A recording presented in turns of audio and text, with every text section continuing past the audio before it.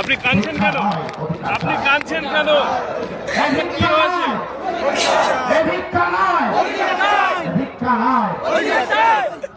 আপনি কাঁদছেন কেন?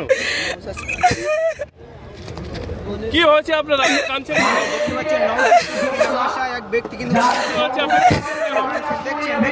কি হয়েছে আপনার?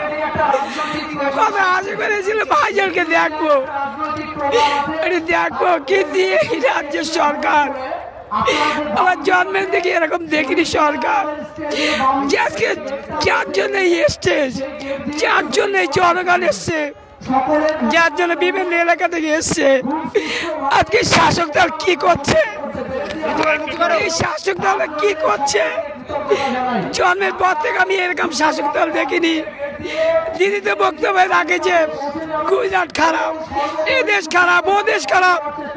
আজকে মুখ্যমন্ত্রী, তুমি জেনে রাখো এই পৃথিবীর থেকে একটা মাত্র সব থেকে খারাপ দেশ তুমি করছে এই পশ্চিম বাংলা। মাননীয় মুখ্যমন্ত্রী বলবো, যার জন্য আমরা এখানে এসেছি সেই বাজার আমাদের প্রত্যেকের অন্তর আছে, প্রত্যেকের অন্তর আছে, হয়তো চোখে দেখতে পাইনি কিন্তু তার কণ্ঠগুলো আমরা শুনেছি। কিন্তু তুমি কি সরকার? জনগণ তোমার কি দেখে করেছে? এই সরকার কবে শেষ হবে? এই সরকার, আমি প্রত্যেক জনগণ মানুষকে বলবো, এই সরকারকে 2024-26-এ একা রাখবেন না। যদি রাখেন আজকে তিলেকতলার মতো রেপ করবে ঘরে ঘরে রাস্তায়, কিন্তু বিচার পাবেন এই সরকার থাকলে। কদম গাছি অনেক কষ্টে এসেছি, খেয়েছি আমরা। আমার কেন এই জীবনটা এরকম শুনে নিচ্ছে, যার জন্য স্টেজ তৈরি করা হয়েছে তা সে এখানে উপস্থিত নেই। তাহলে কি সরকার? এই সরকার, আমি প্রত্যেক মানুষকে, হিন্দু খ্রিস্টান জন্য সকলকে বলবো, এই মমতা ব্যানার্জিকে আগামী 26 যে ইলেকশন আছে একে প্রত্যাখ্যান করুন। তাহলে আগামী দিনে আপনাদের এরকম করবে, ওই একা রাজত্ব করার চেষ্টা করলে আগামী দিনে কারোর কোনো ইয়ে থাকবে না, স্বাধীন বলে কিছু থাকবে না। স্বাধীন যদি হতে হয় মমতাকে সরাতে হবে, মমতাকে না সরালে এইভাবে চলতেই থাকবে, মানুষ কোনো সুরক্ষা পাবে না। আমরা আজকে ছোট ভাইকে দেখার জন্য এসেছিলাম, যার জন্য এইসব এত অ্যারেঞ্জমেন্ট। কিন্তু এমন এই নির্লজ্জ সরকার, মাননীয় মুখ্যমন্ত্রী ওনাকে 14 তলা থেকে যেন জনগণ আগামী যেন নামায় সেই দোয়া করব। আর প্রত্যেক হিন্দুদের বলবো আশীর্বাদ করবেন।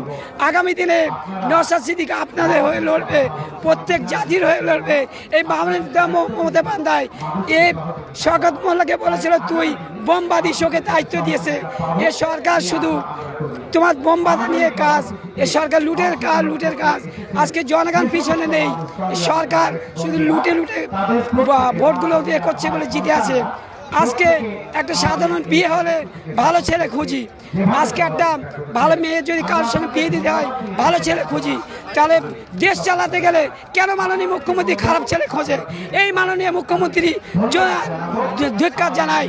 আগামী দিনে 2024-এ জনগণ এমন করবে, নীল নদে ওদেরকে ফেলে দেবে। আমি এই দোয়া করি। আর হিন্দুদের বলো তোমরা আশীর্বাদ করো যেন মাননীয় মুখ্যমন্ত্রী 2024 হেরে গিয়ে আমাদের নতুন করে যে স্বাধীনভাবে সকলে বাঁচার যেন আশ্বাস পাই আমরা।